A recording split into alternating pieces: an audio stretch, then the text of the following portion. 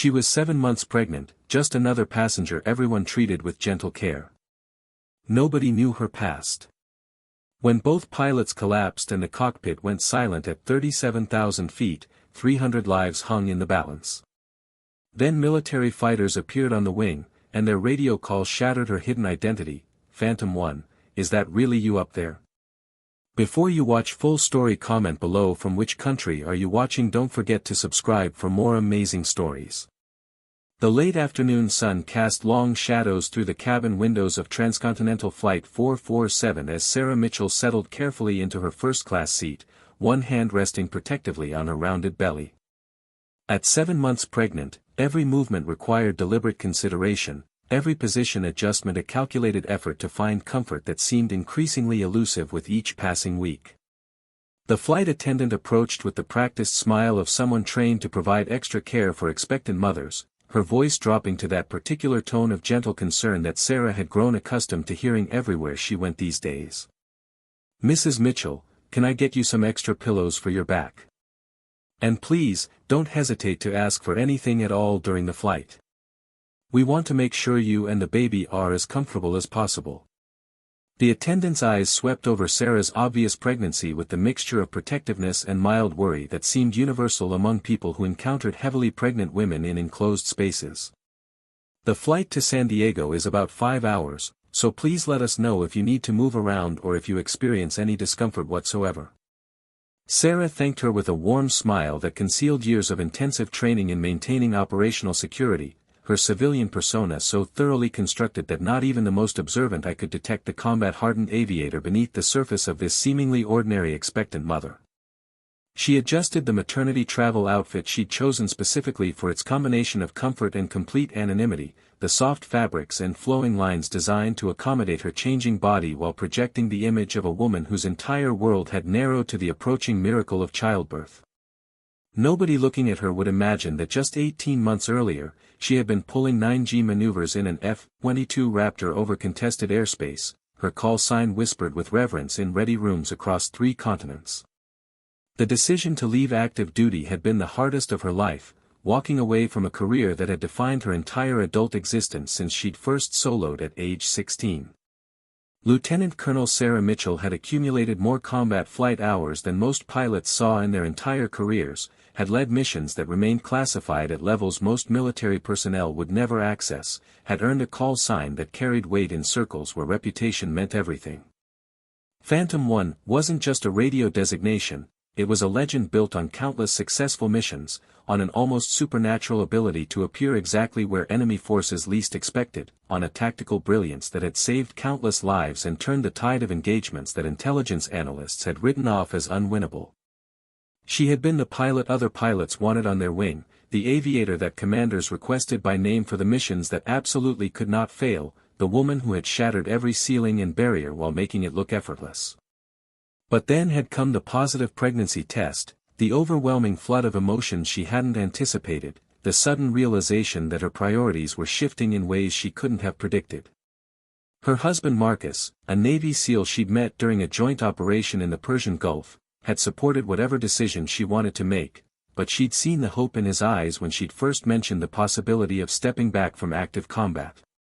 They'd both lived lives measured in deployment cycles and emergency notifications, both carried scars visible and invisible from service to their country, both understood the statistics about operators who pushed their luck too far. The baby growing inside her had represented something neither of them had dared to dream about during their years of service, a future that extended beyond the next mission, a life that might include soccer games and school plays instead of tactical briefings and memorial services. So Sarah had submitted her resignation, had endured the shocked disbelief of her commanding officers and the quiet respect of her squadron mates who understood that some missions were more important than the ones flown at Mach 2.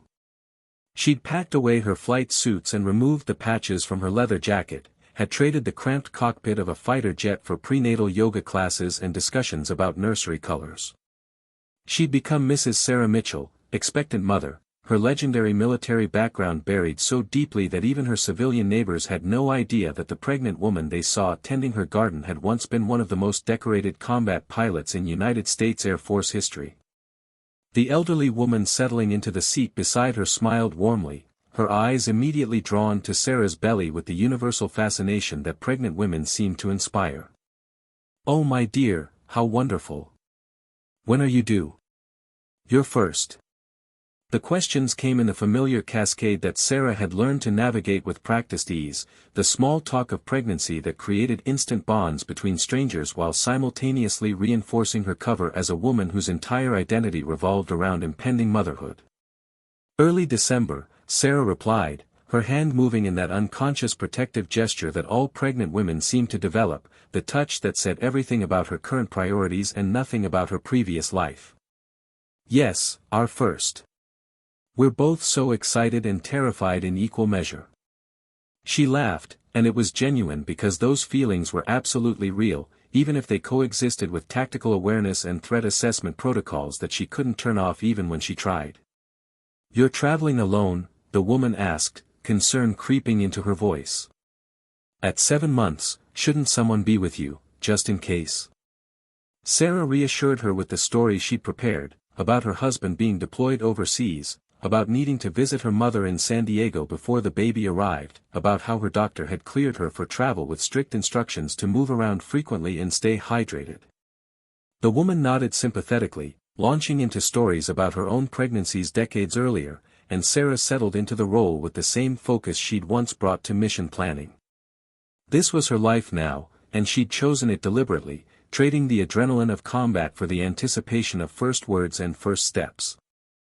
The Boeing 767 pushed back from the gate precisely on schedule, and Sarah felt the familiar sensations of taxi and takeoff with a perspective that few passengers could match. She noted the engine spool up, the rotation speed, the climb angle, processing the information automatically even as she made appropriate conversation with her seatmate about baby names and nursery decorations.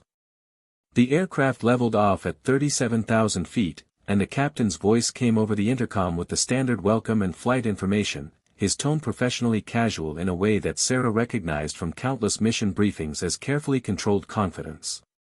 2 hours into the flight, Sarah was returning from one of her many necessary trips to the lavatory when she noticed the subtle change in engine tone that most passengers would never detect. Her hand instinctively moved to her belly as she steadied herself against the slight turbulence, but her mind was already processing the acoustic signature, comparing it against thousands of hours of flight experience. The port engine was running rough, just slightly off its normal rhythm, the kind of anomaly that competent pilots would already be monitoring and evaluating. She slid back into her seat and accepted the ginger ale the flight attendant offered, her expression pleasantly neutral while her aviator's instincts assessed every vibration and sound. Another 30 minutes passed, and Sarah had almost convinced herself that the crew had everything under control when the aircraft suddenly dropped, not the gentle descent of altitude adjustment but a sickening lurch that sent overhead bins flying open and passengers screaming. The oxygen masks deployed with mechanical precision, dangling like jellyfish tentacles as the cabin filled with panicked voices and the high-pitched whistle of rapid decompression. Sarah's hands moved with muscle memory born of countless emergency drills, securing her own mask first before helping the elderly woman beside her, her mind already running through the likely failure scenarios even as her body automatically protected her unborn child. The aircraft stabilized at a lower altitude, the whistling ceased as emergency systems compensated for whatever breach had occurred, but something was wrong beyond the obvious crisis. Sarah waited for the captain's voice, for the reassuring announcement that would explain the situation and outline the emergency procedures, but the intercom remained silent. Minutes ticked by with no word from the cockpit, no updates, no acknowledgement of the crisis that had every passenger white-knuckled and terrified. The senior flight attendant's face had gone pale as she made her way down the aisle, her professional composure cracking as she checked on passengers with hands that trembled visibly. Sarah caught the attendant's eye and gestured her closer, pitching her voice low beneath the ambient noise of frightened passengers. "What's happening? Why haven't we heard from the pilots?" The attendant's expression confirmed Sarah's growing suspicion before words did, that particular look of controlled terror that came from knowing something was catastrophically wrong and having no solution. "The cockpit isn't responding," the attendant whispered, her voice barely audible. "We've tried the intercom, we've knocked on the door, nothing. Both pilots might be incapacitated." We're checking if anyone aboard has flight experience, anyone who might be able to help. Her eyes swept over Sarah's pregnant form with obvious dismissal, already moving on to scan other passengers, clearly not imagining that this heavily pregnant woman could possibly be the solution to their crisis. Sarah's mind raced through the implications with the cold calculation of combat experience. Rapid decompression at altitude, likely caused by structural failure or catastrophic system malfunction. Both pilots potentially unconscious from hypoxia or physical trauma. An aircraft full of terrified passengers flying on autopilot with no conscious hand at the controls, no ability to navigate changing conditions or handle additional emergencies. She thought of her baby, of the life she'd built away from exactly these kinds of situations, of all the reasons she'd walked away from the cockpit. And then she thought of the 300 souls aboard this aircraft, of families and futures and the innocent people who had trusted their lives to a system that had just failed catastrophically. Her hand moved to her belly, feeling the flutter of movement that reminded her of everything she had to lose.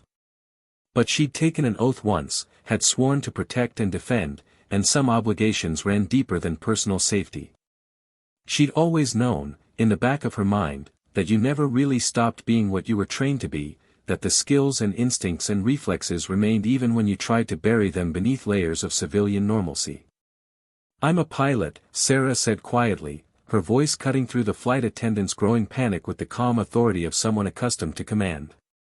"I have extensive flight experience, including commercial aircraft systems. Take me to the cockpit." The attendant stared at her, eyes moving from Sarah's face to her obviously pregnant belly and back again, disbelief and desperate hope warring across her features. "You're a pilot. But are you sure you can?" "I flew F-22 Raptors for the United States Air Force," Sarah interrupted, her voice taking on the clipped precision of military communication. "I have over 4,000 flight hours including combat missions and emergency situations. I'm 7 months pregnant, not incapacitated. Take me to the cockpit now, because every second we waste is a second this aircraft is flying without competent control." The transformation in the flight attendant's expression was immediate, professional training overriding shock as she recognized the tone of unquestionable competence. She nodded sharply and began leading Sarah forward, calling ahead on her radio for the other attendants to prepare for cockpit access. Passengers stared as the heavily pregnant woman moved up the aisle with surprising grace despite her condition, her posture and bearing subtly shifting into something that commanded the space around her in ways that had nothing to do with her physical state. At the cockpit door, another flight attendant was already working the emergency access protocol, her hands shaking as she entered the override code. The door swung open to reveal a scene that confirmed Sarah's worst fears. Both pilots slumped in their seats, unconscious, the captain's head bearing a visible gash where he'd apparently struck the instrument panel during the initial decompression event. The first officer's oxygen mask dangled unused, suggesting he'd lost consciousness before he could secure it. The cockpit was a chaos of warning lights and alarm tones, multiple systems screaming for attention while the aircraft continued its autopilot-guided flight path into increasingly uncertain conditions. Sarah moved to the captain's seat with deliberate care, her pregnant belly making the confined space even more challenging than it would normally be, but her hands were already reaching for controls with the automatic precision of thousands of hours of training. She secured her oxygen mask properly, took 3 deep breaths to clear her head, and began the rapid assessment that would determine whether this situation was survivable. The port engine was indeed failing, oil pressure dropping and temperature rising in ways that indicated imminent catastrophic failure. The starboard engine was running normally but showing signs of stress from compensating for its failing counterpart. Hydraulic systems were compromised, fuel consumption was higher than it should be, and weather radar showed a massive storm system directly in their current flight path. Her hands moved across the instrument panel with practiced efficiency, fingers dancing over controls that were different from her fighter jet but followed the same fundamental principles of keeping a multi-ton machine in controlled flight. She disengaged the autopilot and took manual control, feeling the aircraft respond to her touch like a living thing, sluggish and wounded but still capable of flight under skilled guidance. The yoke felt foreign and familiar simultaneously, the physics of flight unchanged even if the platform was drastically different from what she'd trained on. "This is Transcontinental 447 declaring an emergency," Sarah transmitted on the guard frequency, her voice steady and professional despite the situation. "We have dual pilot incapacitation, structural damage, and engine failure. Passenger with military flight experience has assumed control. Request immediate vector to nearest suitable airport and emergency services standing by." The response was instantaneous, air traffic control in Denver Center coming back with the controlled urgency of professionals who understood the gravity of the situation. "Transcontinental 447, Denver Center copies your emergency. Understand you have passenger pilot at controls. What are your qualifications and fuel status?" "Denver Center, I'm a former Air Force pilot with 4,200 hours including fighter and transport aircraft. Current fuel state is approximately 90 minutes at present consumption rate, but I've got a failing port engine that I'm going to have to shut down, which will increase fuel burn. I need the closest suitable runway that can handle a 767, and I need it now." Sarah's hands were already executing the engine shutdown procedure for the port side, watching temperatures and pressures as she secured the failing system before it could catastrophically fail and potentially take out other systems with it. While she worked, her mind was processing multiple streams of information simultaneously, the kind of tactical awareness that had made her legendary in combat situations. She was dimly aware of flight attendants working behind her to stabilize the unconscious pilots, of passengers being told that someone with flight experience was now at the controls, of the baby moving inside her as if responding to her elevated heart rate and adrenaline surge. But the primary focus was on keeping this wounded aircraft in the sky and getting it to the ground safely, the mission parameters clear even if the platform and circumstances were vastly different from anything she'd trained for. "Transcontinental 447, nearest suitable airport is Colorado Springs, bearing 180 at 90 miles. We're vectoring you direct and clearing all traffic. Be advised we're also scrambling Air Force assets from Peterson Space Force Base for escort and support." The controller's voice carried undertones of both relief and concern, relieved that someone competent was at the controls but deeply concerned about the unconventional nature of the situation.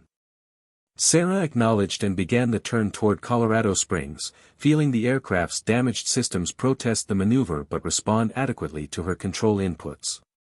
The storm system she'd noted earlier was moving into their path, and she made the calculation that trying to circumnavigate would cost fuel and time they didn't have. She'd flown through worse weather in aircraft far less forgiving than this massive civilian transport, though admittedly never while 7 months pregnant and responsible for 300 civilian lives. It was then that she heard the new voice on the radio, a transmission on a military frequency that she shouldn't have been monitoring, but old habits died hard and she'd automatically tuned the auxiliary radio to the tactical channel. "Transcontinental 447, this is Viper 21 and Viper 22, a flight of F-16s out of Peterson. We're 5 minutes from your position and will be providing escort. Can you give us a sitrep on your aircraft status?" Sarah smiled grimly at the familiar terminology, the military shorthand that was like a native language she'd nearly forgotten. "Viper flight, Transcontinental 447. I've got one engine out, hydraulic systems compromised, structural damage of unknown extent, and I'm flying a bus I'm not technically rated for while 7 months pregnant. Other than that, it's just another Tuesday." There was a pause on the radio, and she could imagine the F-16 pilots processing that information, trying to reconcile the professional competence in her voice with the implausible circumstances she'd just described. When the response came, it carried a note of humor mixed with profound respect. 447, Viper 21. Copy all, and ma'am, that's above and beyond the call. We'll be on your wing in 3 minutes. What's your name so we know who to credit for this save? Sarah hesitated, old operational security instincts warring with the reality that her cover was already blown the moment she'd identified herself as a military pilot. The Air Force would pull her records, would know exactly who she was and what she'd done, would recognize that call sign that she tried so hard to leave behind. But these pilots deserved to know who they were escorting, and there was a protocol to these things that transcended her desire for anonymity. "Viper flight, my name is Sarah Mitchell. I was Air Force, flew F-22s out of Langley and Elmendorf. Call sign was Phantom 1. She said it quietly, almost reluctantly, knowing the reaction it would provoke even as she continued to work the aircraft systems and monitor their descent profile. The silence on the radio stretched for several heartbeats, and Sarah could feel the weight of recognition even through the electromagnetic spectrum. Phantom 1 wasn't just a call sign, it was a legend, a ghost story told in ready rooms, the pilot who had single-handedly turned the tide in the Taiwan Strait crisis, who had logged more successful intercepts than entire squadrons, who had vanished from active duty at the peak of her career for reasons that had sparked endless speculation. When Viper 2-1's voice returned, it carried an audible note of awe mixed with shock.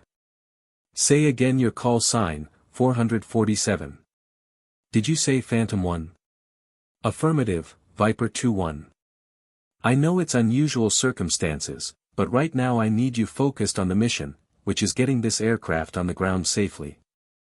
I'll answer questions later if we all survive this. Sarah's tone carried just enough command authority to remind the F-16 pilots that despite the unconventional situation, she was still the senior aviator in this formation and they needed to focus on the task at hand. Copy that, Phantom 1, Viper 2-1 responded, his voice now carrying the crisp professionalism of a pilot who understood he was working with someone whose skills far exceeded his own despite the circumstances. We have you visual now, coming up on your 5 o'clock. Holy hell, you've got significant damage to your port side empennage and what looks like fuselage buckling aft of the wing root. You're holding her together through pure skill, ma'am. Sarah spared a glance out the cockpit window and saw the two F-16s sliding into formation position, their sleek profiles so different from the massive transport she was wrestling with but bringing back a flood of memories from a life that felt simultaneously distant and immediately present. The lead F-16 was positioning to get visual confirmation of the damage while his wingman maintained station above and to the right, classic escort positioning that would allow them to monitor the situation and provide immediate support if additional emergencies developed. Viper 2-2 has the high station, the second pilot transmitted. Phantom 1, we're coordinating with Colorado Springs approach and they're rolling all emergency services. Weather is moving in fast though, and you're going to be threading a needle between storm cells. We can provide vectors through the gaps if you need them. Appreciated, Viper 2-2, Sarah acknowledged, her eyes scanning the weather radar display and comparing it against the updated storm information the F-16s were transmitting. The storm system had intensified since the last reports, and the safe corridor to Colorado Springs was narrowing by the minute. She calculated probabilities and risk factors with the cold precision that had kept her alive through countless combat missions, weighing the danger of flying through severe weather against the certainty of fuel exhaustion if they delayed. Behind her, she could hear the flight attendants providing updates to passengers, their voices carrying forced calm as they explained that a qualified pilot was now at the controls and they were being escorted by Air Force fighters to an emergency landing. She wondered what the passengers thought of that announcement, whether they found it reassuring or terrifying to know that their fate rested in the hands of someone who wasn't supposed to be flying this aircraft, who was 7 months pregnant and dealing with systems she'd only studied academically rather than through actual certification. The baby kicked hard against her ribs, a sharp reminder of what she was risking, of the promise she'd made to herself and Marcus when she'd left active duty. But she'd also made promises when she'd accepted her commission, had sworn oaths that didn't come with expiration dates, and right now 300 people needed her to be what she trained to be rather than what she tried to become. Transcontinental 447, Colorado Springs approach, a new voice came over the primary radio. We have you on radar, 30 miles out. Winds are gusting to 40 knots with severe turbulence reported on final approach. Can you handle the crosswind landing with your hydraulic situation?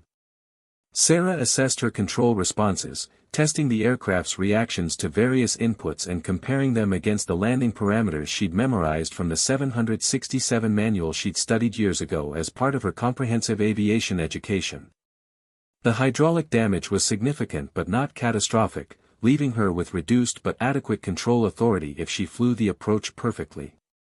The crosswind would normally be well within the aircraft's capabilities, but combined with her compromised systems and the turbulence, it would require absolute precision. Colorado Springs approach, 447. I can handle the approach, but I'll need the longest runway you have and I'd prefer a straight-in if possible. I don't want to be maneuvering any more than necessary with these systems."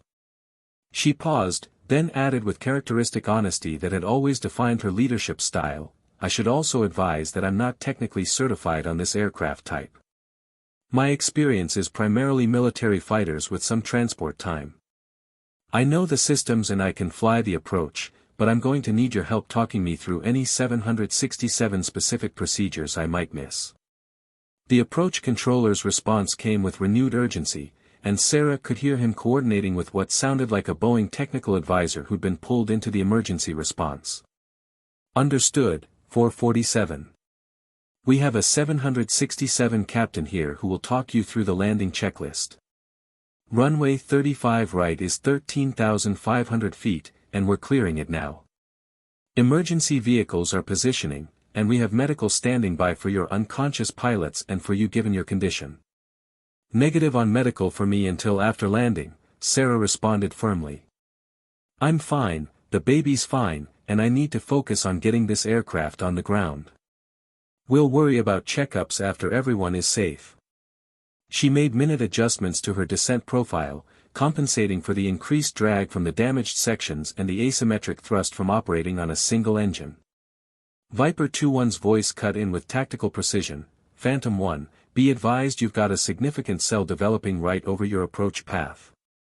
If you can add 5 knots and steepen your descent by 2 degrees, you'll punch through below the worst of it, but you'll be coming in hot and high." Sarah processed the information instantly, her mind running the calculations for energy management with the automatic precision of a combat aviator used to making split-second decisions with incomplete information. Coming in hot and high would complicate the landing, would require precise control to bleed off excess energy without destabilizing the aircraft, but it was infinitely preferable to flying through severe turbulence that could overwhelm her already compromised control systems. "Copy, Viper 2-1. Adjusting profile now." Her hands moved across the controls, increasing speed and steepening the descent with smooth precision, feeling the aircraft respond sluggishly but adequately. The F-16s adjusted their formation to match her new flight path, the 2 fighters maintaining their protective positions like guardian angels riding alongside their wounded charge. The civilian technical advisor came on the radio, his voice professionally calm despite the circumstances. "Transcontinental 447, this is Captain Rodriguez from United Airlines. I understand you're Air Force trained, so I'm going to give you the critical points rather than the full procedure. Your biggest concern is going to be the flare and touchdown with compromised hydraulics. You're going to need to lead your inputs by about 2 seconds, and you'll want to aim for a firm landing rather than trying to grease it. The gear can handle it, and you need to get firmly planted rather than risk floating or bouncing with your control issues." "Understood, Captain Rodriguez," Sarah acknowledged. "Firm landing, lead the inputs, get it on the ground and stopped. I've done carrier landings in simulators, I think I can handle a 13,000-foot runway even if it's not pretty." "With all due respect, ma'am," Rodriguez replied, a note of dry humor creeping into his professional tone, "I've heard about Phantom 1. I suspect you'll make this look easier than it has any right to be. Just remember you're flying a bus, not a fighter. It responds slower and everything happens with more momentum." Sarah smiled grimly at that assessment, knowing that Rodriguez was one of the few civilian pilots who would have heard her call sign, who would understand exactly what her reputation represented and why her presence at the controls of this damaged aircraft represented the passenger's best chance of survival. She'd made a career out of doing the impossible, of succeeding in situations where success seemed statistically improbable, and while pregnancy and civilian life had changed many things about her, they hadn't erased the fundamental skills and instincts that made her exceptional. The storm system was directly ahead now, dark clouds roiling with visible turbulence, but the gap Viper 2-1 had identified was clearly visible on radar, a narrow corridor of relatively calm air that would require precise navigation but offered a viable approach path. Sarah threaded the needle with the confidence of someone who'd flown through far worse, adjusting her course in small increments while monitoring the dozens of systems that demanded her attention. 10 miles out, approach control announced.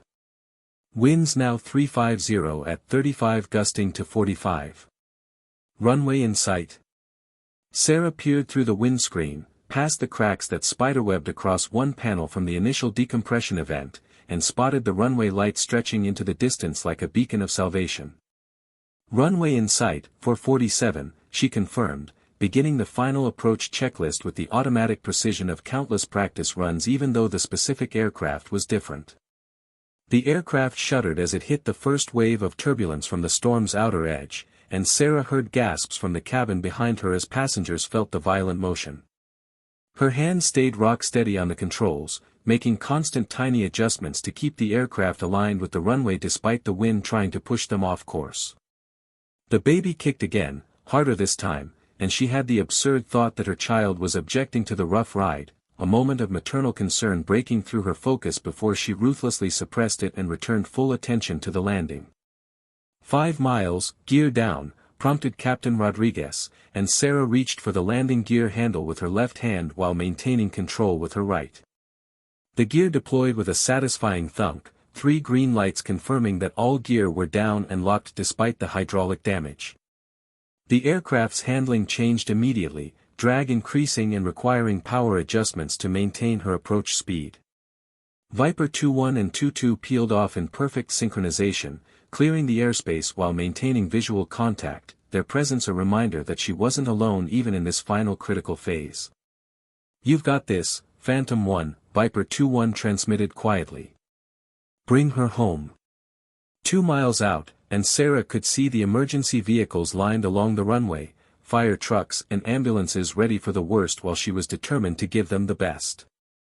The crosswind was hitting hard now, requiring significant control inputs to keep the aircraft aligned, and she could feel the compromised hydraulics protesting every command.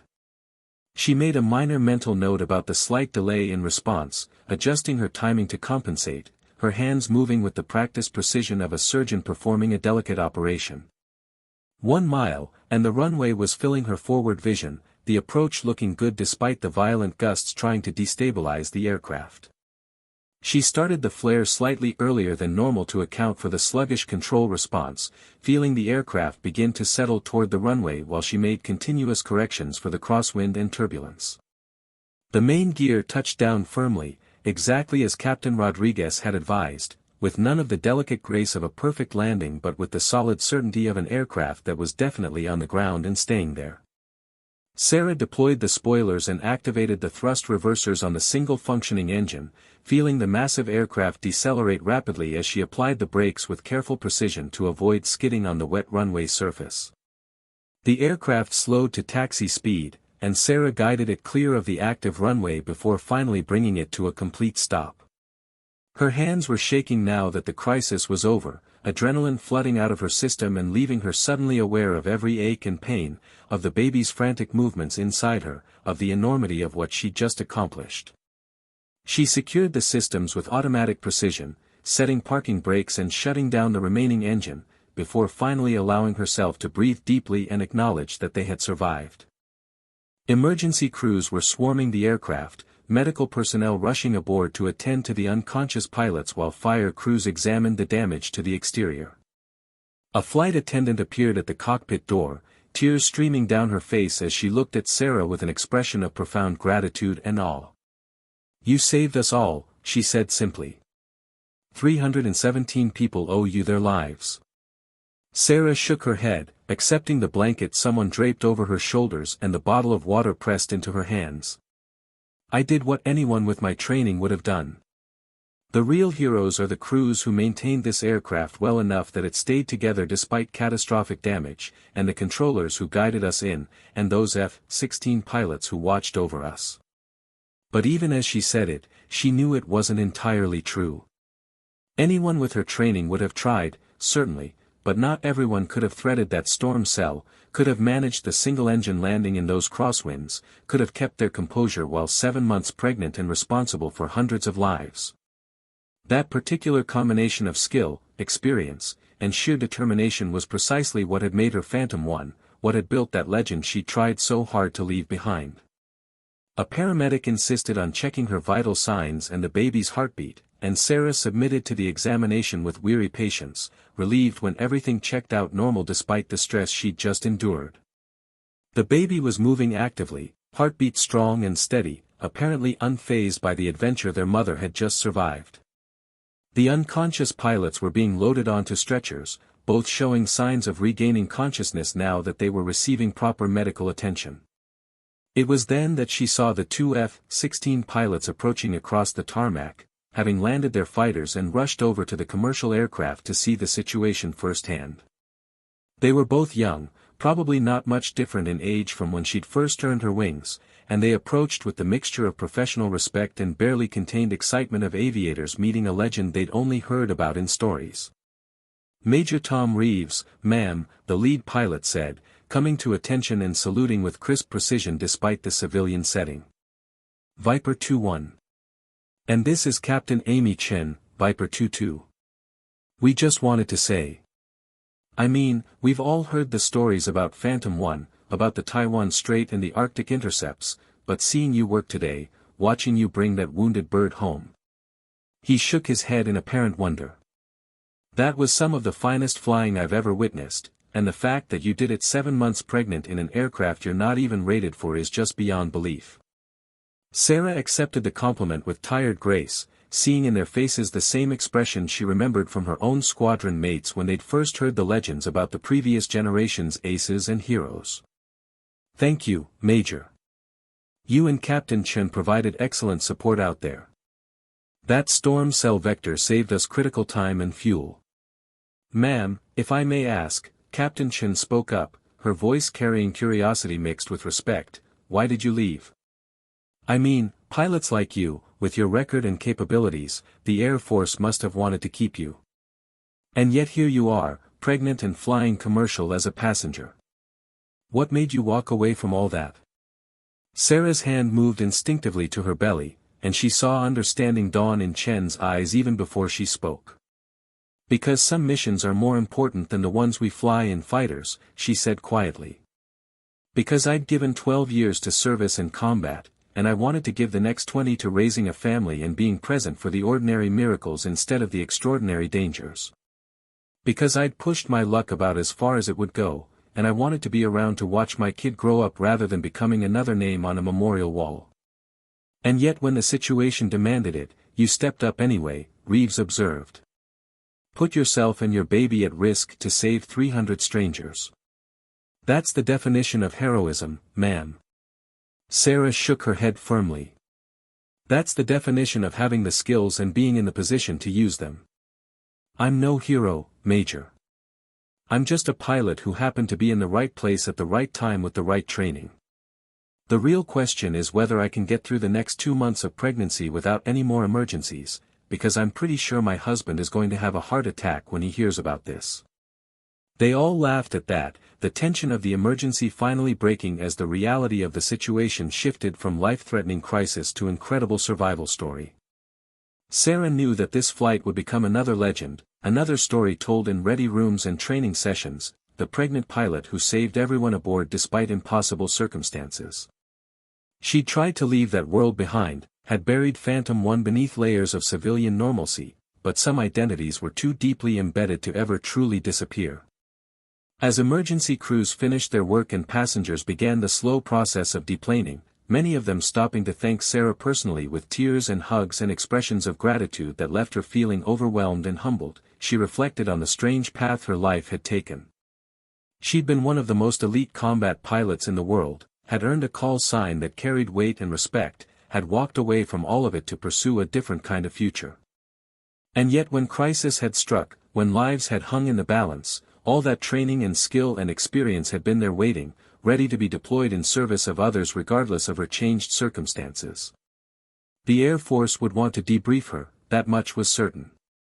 There would be investigations and interviews and probably significant media attention despite her preference for privacy. Her quiet civilian life was going to become significantly less quiet, at least temporarily. But as she felt her baby moving inside her, as she thought about Marcus and the family they were building together, she knew that this emergency hadn't changed her fundamental priorities. She'd done what needed to be done, had saved the lives that depended on her unique capabilities, and now she would return to the life she'd chosen, the mission she'd committed to when she'd decided that motherhood was more important than maintaining her legendary status. Phantom 1 had returned for one final mission, an unscheduled emergency that had required every bit of skill and courage she possessed. But Sarah Mitchell, expectant mother and civilian, was ready to reclaim her identity and focus on the approaching miracle that mattered more than any combat achievement or heroic save. She'd proven to herself and everyone else that leaving active duty hadn't diminished her capabilities, hadn't erased what made her exceptional. But she'd also proven that being exceptional didn't require constantly operating at the edge of human capability, that sometimes the most important thing a person could do was choose life and family over glory and adrenaline. As she finally left the aircraft and stepped onto the tarmac, one hand supporting her belly while emergency personnel hovered protectively around her, Sarah looked up to see the two F-16s executing a perfect missing man formation overhead, a traditional salute to fallen pilots now repurposed as a tribute to a legend who had returned from civilian life to save hundreds of souls. She raised her hand in acknowledgement, a final connection to the world she'd left behind, before turning toward the terminal and the future that waited beyond this extraordinary interruption. The baby kicked again, and Sarah smiled, because that simple movement represented everything she'd chosen, everything she was fighting for, everything that made this day's heroics meaningful rather than just another entry in a combat record. Phantom 1 had completed her final mission, and Sarah Mitchell was going home to prepare for the most important adventure of her life, the one that wouldn't involve fighter jets or emergency landings but would require just as much courage, skill, and dedication as anything she'd ever accomplished in the sky. 3 weeks later, Sarah sat in her nursery back home in Virginia, arranging baby clothes while CNN played footage of the emergency landing on repeat, the story having captured national attention as networks interviewed passengers who described the pregnant woman who had saved their lives. Marcus sat beside her, his hand resting on her belly, still processing the reality of how close he'd come to losing both his wife and unborn child. The Air Force had offered to reinstate her with full honors, to create a special position that would accommodate her family's situation, but she'd declined with gratitude and finality. The Pentagon had presented her with a classified commendation for the Taiwan Strait mission that had built her legend, finally acknowledging publicly what military aviation communities had whispered about for years. Major Reeves and Captain Chen had visited twice, bringing gifts for the baby and stories about how every fighter pilot in the Air Force now knew the full story of Phantom 1's final flight. But what mattered most to Sarah wasn't the recognition or the offers or even the knowledge that she'd saved 300 lives. What mattered was feeling her daughter move inside her, knowing that soon she'd hold this new life in her arms, and understanding that some legacies were built not in the sky but in the quiet moments of love and presence that defined what it truly meant to be a hero.